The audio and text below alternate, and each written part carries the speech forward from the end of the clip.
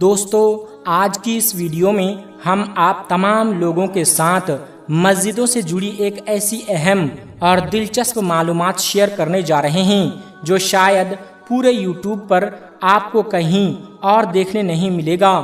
آج ہم آپ کو دنیا کے ان 10 ملکوں کے بارے میں بتائیں گے جہاں سب سے زیادہ مسجدیں موجود ہیں۔ اس کے ساتھ ساتھ ہم آپ کو یہ بھی بتائیں گے کہ پوری دنیا میں مسجدوں کی کل تعداد کتنی ہے اور دنیا کی 5 سب سے بڑی اور سب سے خوبصورت مسجدیں کون کون سی ہیں اور وہ کن کن جگہوں پر واقع ہیں۔ اس لیے اگر آپ ایک مسلمان ہیں تو آج کی یہ ویڈیو آپ کے لیے بے حد خاص ہونے والی ہے۔ آپ سے گزارش ہے کہ اس ویڈیو کو آخر تک ضرور دیکھیے۔ تو چلیے دوستو بغیر دیر کیے شروعات کرتے ہیں۔ سب سے پہلے ہم آپ کو بتا دیں کہ اس دنیا میں مسجدوں کی کل تعداد تقریباً 36 لاکھ کے آس پاس مانی جاتی ہے۔ اب آگے ہم آپ کو ان 10 ملکوں کے بارے میں بتائیں گے جہاں پوری دنیا میں سب سے زیادہ مسجدیں موجود ہیں، یعنی جن ملکوں میں مسجدوں کی تعداد سب سے زیادہ ہیں۔ Number 1 Indonesia. دوستو دنیا میں سب سے زیادہ مسجدوں والے ملکوں میں سب سے پہلا نمبر آتا ہے انڈونیشیا کا۔ ہم آپ کو بتا دیں کہ انڈونیشیا میں کل مسجدوں کی تعداد تقریباً 8,15,000 ہیں۔ ان 8 لاکھ سے زیادہ مسجدوں کے ساتھ انڈونیشیا مسجدوں کے معاملے میں دنیا کا پہلے نمبر والا ملک ہے۔ نمبر 2 بھارت۔ دوستو آپ کو یہ جان کر بہت خوشی ہوگی کہ دنیا میں سب سے زیادہ مسجدوں والے ملکوں میں دوسرے نمبر پر آتا ہے ہمارا پیارا ملک بھارت۔ ہمارے ملک بھارت میں کل مسجدوں کی تعداد تقریباً 3 لاکھ ہیں۔ ان 3 لاکھ مسجدوں کے ساتھ بھارت مسجدوں کے معاملے میں دوسرے نمبر پر بنا ہوا ہے۔ نمبر 3 بنگلہ دیش۔ دوستو دنیا میں سب سے زیادہ مسجدوں والے ملکوں میں تیسرے نمبر پر آتا ہے ہمارا پڑوسی ملک بنگلہ دیش۔ ہم آپ کو بتا دیں کہ بنگلہ دیش میں کل مسجدوں کی تعداد تقریباً 2.5 لاکھ ہے، یعنی پورے بنگلہ دیش میں تقریباً 2.5 لاکھ مسجدیں موجود ہیں۔ ان 2.5 لاکھ مسجدوں کے ساتھ بنگلہ دیش مسجدوں کے معاملے میں دنیا میں تیسرے نمبر پر ہیں۔ دوستو ویڈیو میں آگے بڑھنے سے پہلے اگر آپ مسلمان ہونے پر فخر محسوس کرتے ہیں تو دل سے اس ویڈیو کو ایک لائک ضرور کریں۔ نمبر 4 پاکستان۔ دوستو دنیا میں سب سے زیادہ مسجدوں کے معاملے میں ہمارا پڑوسی ملک پاکستان چوتھے نمبر پر آتا ہے۔ ہم آپ کو بتا دیں کہ پاکستان میں کل مسجدوں کی تعداد تقریباً 1 لاکھ ہے، یعنی پورے پاکستان میں تقریباً 1 لاکھ مسجدیں موجود ہیں۔ نمبر 5 مصر۔ دوستو دنیا میں سب سے زیادہ مسجدوں کے معاملے میں 5واں نمبر آتا ہے مصر کا۔ ہم آپ کو بتا دیں کہ مصر میں کل مسجدوں کی تعداد تقریباً 1,08,000 ہیں۔ ان مسجدوں کے ساتھ مصر دنیا میں 5ویں نمبر پر ہیں۔ نمبر 6 سعودی عرب۔ دوستو دنیا میں سب سے زیادہ مسجدوں کے معاملے میں 6 نمبر پر آتا ہے سعودی عرب کا، یعنی وہ ملک جہاں سے اسلام کی ابتدا ہوئی تھی۔ ہم آپ کو بتا دیں کہ پورے سعودی عرب میں تقریباً 94,000 مسجدیں موجود ہیں۔ ان مسجدوں کے ساتھ سعودی عرب 6 نمبر پر ہیں۔ نمبر 7 ترکی۔ دوستو مسجدوں کے معاملے میں دنیا میں 7واں نمبر ترکی کا آتا ہے۔ اگر ترکی کی بات کریں تو پورے ترکی میں تقریباً 82,000 مسجدیں موجود ہیں۔ ان 82,000 مسجدوں کے ساتھ ترکی دنیا میں 7ویں نمبر پر آتا ہے۔ نمبر 8 مراکش۔ دوستو اس ملک کا نام شاید بہت سے لوگ پہلی بار سن رہے ہوں گے، لیکن آپ کو یہ جان کر حیرت ہوگی کہ اس ملک میں مسجدیں بہت زیادہ ہیں۔ اگر مراکش کی بات کی جائے تو ہم آپ کو بتا دیں کہ وہاں کل مسجدوں کی تعداد تقریباً 48,000 ہے۔ ان مسجدوں کے ساتھ مراکش دنیا میں 8ویں نمبر پر آتا ہے۔ نمبر 9 چین۔ دوستو دنیا میں سب سے زیادہ مسجدوں کے معاملے میں 9واں نمبر آتا ہے چین کا۔ ہم آپ کو بتا دیں کہ پورے چین میں تقریباً 41,000 مسجدیں موجود ہیں۔ ان مسجدوں کی تعداد کے ساتھ چین 9ویں نمبر پر ہیں۔ نمبر 10 ایران۔ دوستو پورے دنیا میں سب سے زیادہ مسجدوں کے معاملے میں ایران کا 10واں نمبر آتا ہے۔ ہم آپ کو بتا دیں کہ پورے ایران میں مسجدوں کی تعداد تقریباً 34,000 ہے۔ ان 34,000 مسجدوں کے ساتھ ایران دنیا کے ٹاپ 10 مسجدوں کی فہرست میں شامل ہیں۔ دوستو، اب ہم آپ کو بتا دیں کہ دنیا کی 5 سب سے بڑی اور سب سے خوبصورت مسجدوں کے بارے میں، یعنی دنیا کے سب سے بڑی اور سب سے خوبصورت مسجدیں کون سی ہیں اور کہاں پر موجود ہیں۔ دوستو، دنیا کی سب سے بڑی اور خوبصورت مسجدوں کی فہرست میں نمبر 1 پر آتی ہے مسجد الحرم۔ یہ مسجد سعودی عرب کے مشہور شہر مکہ میں واقع ہیں۔ تقریباً 4 لاکھ اسکوائر میٹر رقبے پر پھیلی ہوئی یہ مسجد تعمیراتی فن کا ایک شاندار نمونہ ہے۔ ہر سال حج کے دوران لاکھوں مسلمان اس مسجد میں ایک ساتھ نماز ادا کرتے ہیں۔ اس مسجد کی ابتدائی تعمیر 622 عیسوی میں کی گئی تھی۔ اس مسجد میں دنیا کے بہترین پتھر استعمال کیے گئے ہیں اور یہاں نصب ساؤنڈ سسٹم بھی دنیا کے بہترین ساؤنڈ سسٹم میں شمار کیا جاتا ہے۔ اس مسجد کی تعمیر اور توسیع پر بہت بڑی رقم خرچ کی گئی ہے۔ نمبر 2، مسجد نبوی صلی اللہ علیہ وسلم۔ دوستو، دنیا کی سب سے بڑی مسجدوں میں دوسرا نام مسجد نبوی صلی اللہ علیہ وسلم کا آتا ہے۔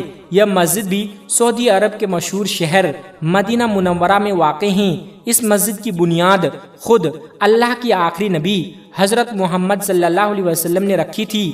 سنگ مرمر سے بنی یہ مسجد اسلامی تعمیراتی فن کا ایک بے مثال نمونہ ہے۔ تقریباً 3,84,000 اسکوائر میٹر رقبے پر پھیلی اس مسجد میں لاکھوں افراد ایک ساتھ نماز ادا کر سکتے ہیں۔ سعودی عرب میں پہلی مرتبہ بجلی کی روشنیاں بھی اسی مسجد میں استعمال کی گئی تھی۔ نمبر 3، مسجد امام علی۔ دوستو، دنیا کی بڑی مسجدوں میں تیسرا نام مسجد امام علی کا آتا ہے۔ یہ مسجد عراق کے شہر نجف میں واقع ہے۔ اس مسجد کی تعمیر 977 عیسوی میں ہوئی تھی۔ یہ مسجد بھی اتنی وسیع ہے کہ اس میں ایک وقت میں لاکھوں افراد نماز ادا کر سکتے ہیں۔ تقریباً 2,67,000 اسکوائر میٹر رقبے پر پھیلی یہ مسجد اسلامی تاریخ کی ایک عظیم یادگار ہے۔ اس کے ایک بڑے حصے کی تعمیر سلطان محمود غزنوی کے دور میں ہوئی تھی۔ اس مسجد میں ایک بڑی لائبریری، ایک میوزیم اور 4 بڑے سیمینار ہال بھی موجود ہیں۔ اس مسجد کی دیکھ بھال پر ہر سال کروڑوں روپے خرچ ہوتے ہیں۔ نمبر 4، مسجد استقلال۔ دوستو، دنیا کی سب سے بڑی مسجدوں میں چوتھا نام مسجد استقلال کا آتا ہے۔ یہ مسجد انڈونیشیا کی دارالحکومت جکارتا میں واقع ہے۔ یہ مسجد اپنے رقبے اور شاندار تعمیراتی انداز کی وجہ سے پوری دنیا میں مشہور ہے۔ یہ انڈونیشیا کی قومی مسجد بھی ہے۔ اس کی تعمیر 22 فروری 1978 میں مکمل ہوئی تھی۔ اس مسجد میں ایک وقت میں 2 لاکھ سے زیادہ افراد نماز ادا کر سکتے ہیں۔ یہ انڈونیشیا کی سب سے بڑی اور دنیا کی بڑی مسجدوں میں شمار ہوتی ہے۔ نمبر 5، مسجد حسن دوم۔ دوستو، دنیا کے 5ویں بڑی اور خوبصورت مسجد مسجد حسن دوم ہے۔ یہ شاندار مسجد مراکش کے شہر کا سابلانکا میں واقع ہے۔ اس مسجد کی تعمیر جدید ترین ٹیکنالوجی استعمال کی گئی ہے۔ اس کا ایک حصہ سمندر کے کنارے اور ایک حصہ سمندر کے اوپر تعمیر کیا گیا ہے۔ مسجد کے کچھ حصے میں شیشے کا فرش بھی بنایا گیا ہے، جہاں سے نیچے سمندر کا پانی صاف نظر آتا ہے۔ اس مسجد کی مینار دنیا کی بلند ترین میناروں میں شمار ہوتی ہے اور اس پر نصب لیزر لائٹیں تقریباً 30 کلومیٹر دور سے بھی دیکھی جا سکتی ہے۔ اس مسجد کی تعمیر میں تقریباً 35,000 مزدور روزانہ کام کرتے تھے اور اسے مکمل ہونے میں تقریباً 15 سال لگے۔ دوستو، یہ تھی دنیا کی 5 سب سے بڑی اور خوبصورت مسجدیں۔ اس کے علاوہ بھی دنیا میں سینکڑوں ایسی مسجدیں موجود ہیں جو نہایت بڑی اور بے حد خوبصورت ہے اور جن میں ایک وقت میں لاکھوں افراد نماز ادا کر سکتے ہیں۔ لیکن یہ 5 مسجدیں دنیا کی نمایاں ترین مسجدوں میں شمار کی جاتی ہے۔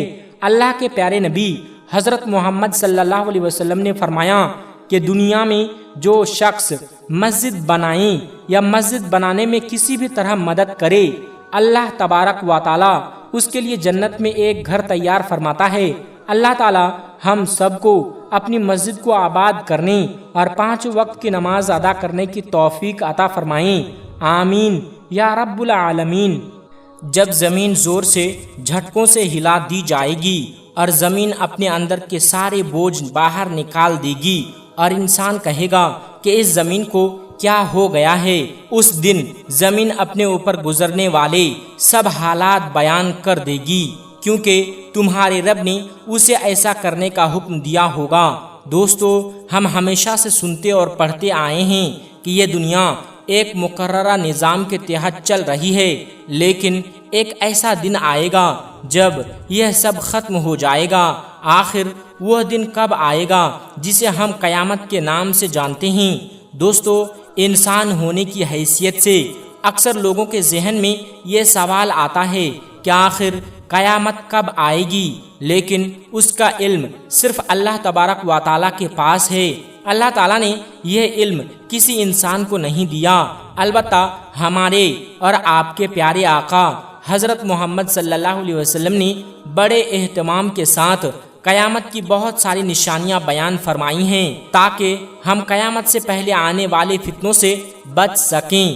آج کی اس ویڈیو میں ہم آپ کے سامنے ایسی ہی چند نشانیاں پیش کریں گے، لہٰذا ویڈیو کو آخر تک ضرور دیکھیں۔ آپ صلی اللہ علیہ وسلم صحابہ کرام کو وقتاً فوقتاً قیامت کی نشانیاں بتایا کرتے تھے، کبھی مختصر انداز میں اور کبھی تفصیل سے۔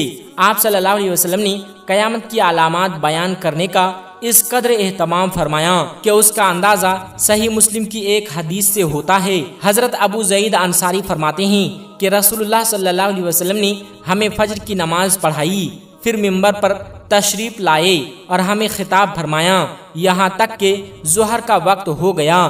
پھر آپ صلی اللہ علیہ وسلم ممبر سے اترے، ظہر کی نماز پڑھائی، اس کے بعد دوبارہ ممبر پر تشریف لے گئے اور خطاب فرماتے رہے یہاں تک کہ عصر کا وقت آ گیا۔ پھر عصر کی نماز پڑھائی، اس کے بعد دوبارہ ممبر پر تشریف لے گئے اور خطاب جاری رکھا۔ آپ صلی اللہ علیہ وسلم نے اس خطبے میں ہمیں ایسے بہت سے اہم واقعات کی خبر دی جو گزر چکے تھے اور جو آئندہ پیش آنے والے تھے۔ ہم میں سے جس کا حافظہ مضبوط تھا وہ ان سب باتوں کو یاد کر سکا۔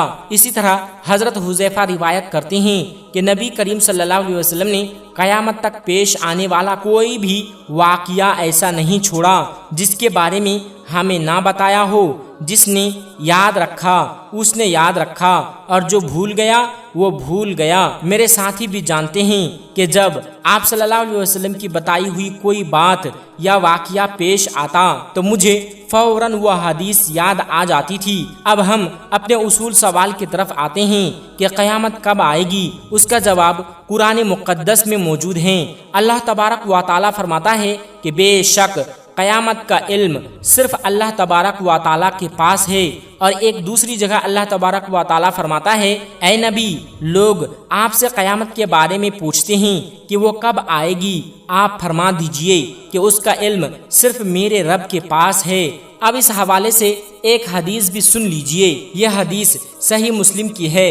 حضرت عمر بن خطاب روایت کرتے ہیں کہ ایک دن ہم رسول اللہ صلی اللہ علیہ وسلم کی خدمت میں بیٹھے ہوئے تھے۔ آپ صلی اللہ علیہ وسلم ہم سے گفتگو فرما رہے تھے کہ اچانک ایک شخص آیا، اس کے کپڑے نہایت سفید تھے، اس کے بال بہت کالے تھے، اس پر سفر کا کوئی اثر نظر نہیں آ رہا تھا اور ہم میں سے کوئی بھی اسے پہچانتا نہیں تھا۔ وہ آ کر رسول اللہ صلی اللہ علیہ وسلم کے سامنے بیٹھ گیا۔ اس نے اپنے گھٹنے آپ صلی اللہ علیہ وسلم کے گھٹنوں سے ملا دیے، اس نے اپنے گھٹنے آپ صلی اللہ علیہ وسلم کے گھٹنوں سے ملا دیے، اپنے ہاتھ آپ صلی اللہ علیہ وسلم کی رانوں پر رکھے اور عرض کیا اے محمد صلی اللہ علیہ وسلم، مجھے بتائیے اسلام کیا ہے؟ رسول اللہ صلی اللہ علیہ وسلم نے فرمایا اسلام یہ ہے کہ تم گواہی دو کہ اللہ کے سوا کوئی معبود نہیں اور محمد صلی اللہ علیہ وسلم اللہ کے رسول ہیں، نماز قائم کرو، زکوٰۃ ادا کرو، رمضان کے روزے رکھو، اور اگر استطاعت ہو تو بیت اللہ کا حج کرو۔ اس شخص نے کہا آپ نے سچ فرمایا۔ حضرت عمر فرماتے ہیں کہ ہمیں بڑی حیرت ہوئی کہ یہ شخص سوال بھی کر رہا ہے اور جواب کی تصدیق بھی کر رہا ہے۔ پھر اس نے پوچھا مجھے بتائیے ایمان کیا ہے؟ آپ صلی اللہ علیہ وسلم نے فرمایا ایمان یہ ہے کہ تم اللہ پر، اس کے فرشتوں پر، اس کی کتابوں پر، اس کے رسولوں پر، آخرت کے دن پر ایمان لے آؤ اور اچھی اور بری تقدیر کو اللہ کی طرف سے مان لو۔ اس نے پھر کہا آپ نے سچ فرمایا۔ پھر اس نے پوچھا مجھے بتائیے احسان کیا ہے؟